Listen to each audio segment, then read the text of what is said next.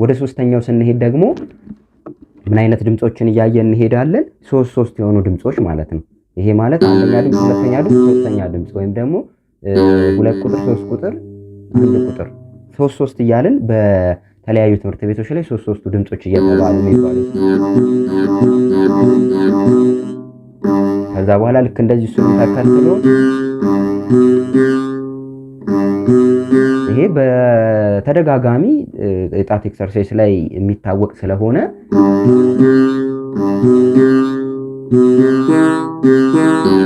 ሶስት ድምጾችን ማድረግ ይሄ የተለያዩ ሶሻል ሚዲያዎችም ላይ በትምህርት ቤቶችም ላይ የሚሰጥ ነው። ሶስቱን ድምጾች በደንብ ፕራክቲስ እያፈጠንን ማድረግ ማለት ነው።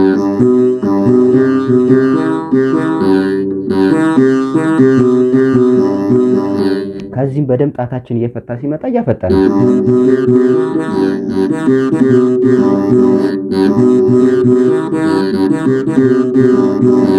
ልክ እንደዚህ በደንብ ፈጠን እያደረግን እነዚህን ሶስት ድምጾች በስነ ስርዓት ፕራክቲስ ማድረግ ማለት ነው።